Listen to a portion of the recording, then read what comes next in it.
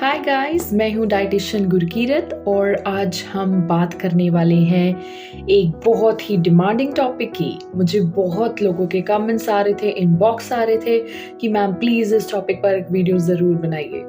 जी हाँ, आप सही समझिए, ये वही टॉपिक है जिसको हर कोई सुनना चाहता है वेट लॉस। अब ये टॉपिक सुनने में तो बहुत आसान है, पर अगर इसको सही तरीके से नहीं किया जाए तो आपकी बॉडी पर ये बहुत सारे ड्रॉबैक्स डाल सकता है।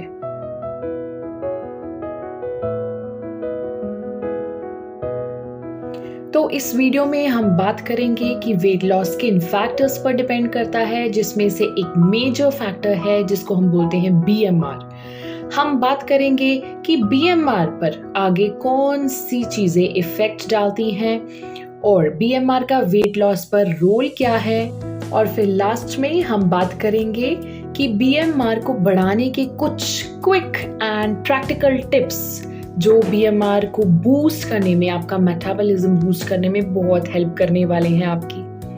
तो चलिए शुरू करते हैं वेट लॉस पार्ट 1 के साथ। अब जैसे कि मैंने बताया कि वेट लॉस जिन जिन फैक्टर्स पर भी डिपेंड करता है, उनमें से सबसे बड़ा फैक्टर आता है हमारे पास BMR। बहुत से लोगों ने सुना भी होगा इस चीज का नाम, जिसको हम BMR बोलते हैं, बेसल मेटाबॉलिक रेट, या इन शॉर्ट लोग इसको मेटाबॉलिज्म का नाम दे देते हैं। अब ये BMR है क्या?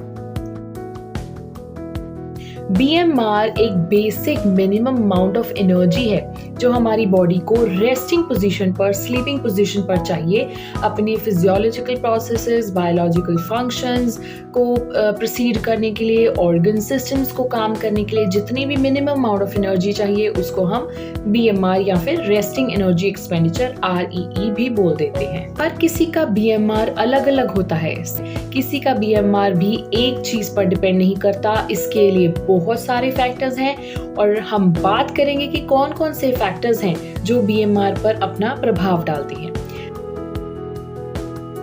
फर्स्ट फैक्टर हमारे पास आता है जेनेटिक्स। लोगों को ये फास्टर मेटाबॉलिज्म का उपहार उनके जीन्स में कई बार विरासत में मिला होता है। Yes, I am also jealous, even you are. Jokes apart, अपने पेरेंट्स को ब्लेम मत कीजिए प्लीज अगर आपको पता लगे कि आपका BMR लोअर साइड पे है। It's not only this. अब यहाँ पे एक बात आती है दूसरे फैक्टर की, जिसको हम बोलते हैं एज।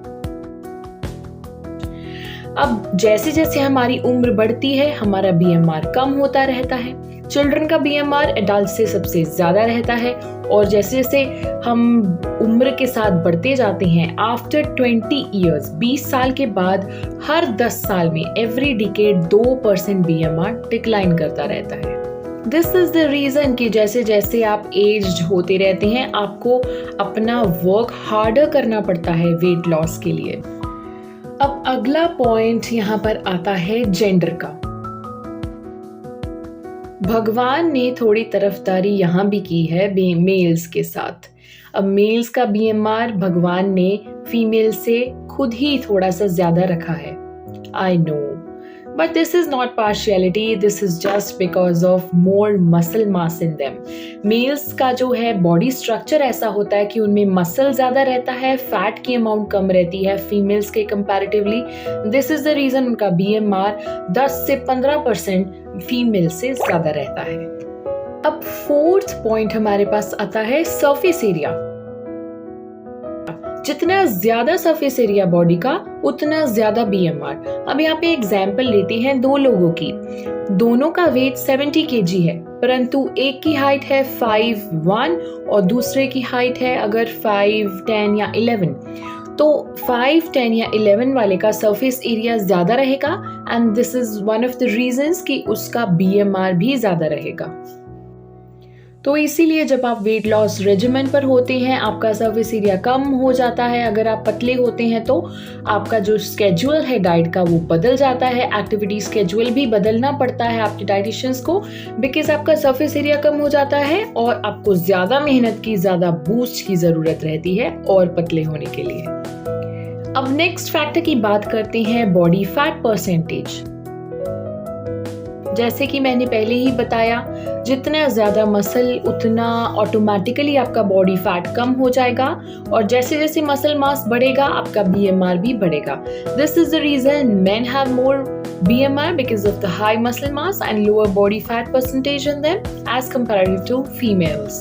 तो वेट लॉस रेजिमेन में आपका एम होना चाहिए मसल मास को बढ़ाना ताकि आपका BMR बढ़ जाए और आपका जो टोटल एनर्जी एक्सपेंडिचर है वो भी बढ़े ताकि आपका वेट लॉस जल्दी से जल्दी हो। इसके बाद बात करते हैं डाइट की, जो कि एक बहुत ही इम्पोर्टेंट फैक्टर है पूरे वेट लॉस प्रोग्राम में। अगर स्टार्वेशन डाइट्स या फिर लो कैलोरी डाइट्स फॉलो की जाएं, एक तो वो आपका BMR 20 से 30% तक कम कर सकती हैं, बिकॉज आपकी बॉडी है जो कंजर्वेशन मोड पर चली जाती है, जिसको मेटाबॉलिक अडेप्टेशन भी बोलते हैं, कि आप जितना खाते हो वो बॉडी कंजर्व करने लग जाती है rather than expanding it. Energy use नहीं करती है, जमा करना शुरू हो जाती है एंड दिस आपका BMR भी कम हो जाता है और आपका गॉलस्टोन्स का रिस्क भी बढ़ जाता है। So, if you are following a very low calorie diet, you need to be aware and have a proper way और आप अपने डाइटिशियन को सही तरह से फॉलो करिए और सही तरह की कैलोरीज कंज्यूम करिए rather than abruptly decreasing the amount of calories you consume in a day। अगली बात हम करेंगे टेम्परेचर की।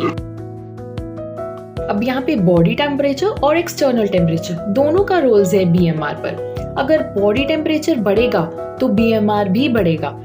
0.5 degree Celsius body temperature rise होने पर भी 7% तक BMR बढ़ सकता है। एग्जाम्पल, अगर फीवर्स या इन्फेक्शन से आप जूझ रहे हैं, आपका बॉडी टेम्परेचर ज्यादा हुआ पड़ा है, तो आपका BMR भी बढ़ जाता है। This is the reason we always prescribe high calorie diets in illnesses और फीवर्स।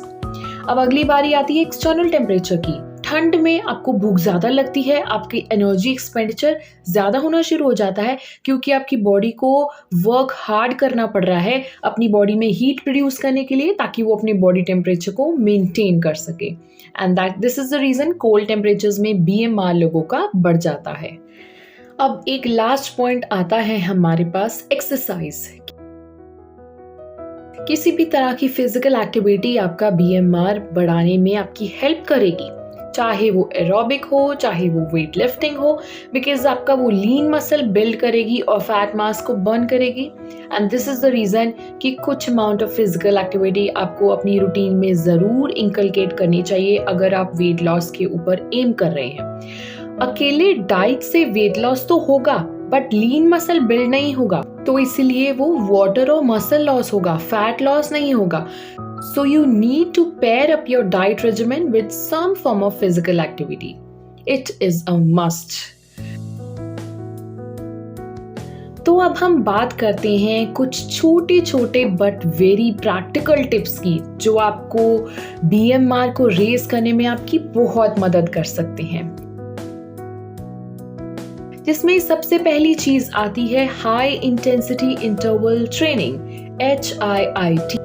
अब इसमें क्या होता है, आप जो भी एक्सरसाइज या कुछ फिजिकल एक्टिविटी कर रहे हैं, एग्जाम्पल आप वॉक कर रहे हैं या फिर ट्रेडमिल पे जॉग कर रहे हैं या फिर बाहर जॉगिंग कर रहे हैं, तो अपनी इंटेंसिटी है जो एक्टिविटी की वो कुछ देर के लिए बढ़ाइए और फिर से नॉर्मल लेके आइए। Example, if you are walking और you are jogging, pace up your intensity for 30 to 60 seconds at least and then come back to normal, then again speed up and then come back to normal। ये cycle आप 8 से 12 minute के लिए कीजिए at least. जब आप alternative high intensity करेंगे तो आपका मेटाबॉलिज्म पूरे दिन के लिए भी बूस्टेड रह सकता है। अब अगली टिप है include some form of protein in every meal. अब यहाँ पे एक्सेस नहीं लेना है but adequate amount of protein is must. ये आपके डाइटिशियंस आपकी हेल्प कर सकते हैं इस मामले में, आपको बताने के लिए आपकी बॉडी को कितना प्रोटीन चाहिए, आपकी रिक्वायरमेंट क्या है।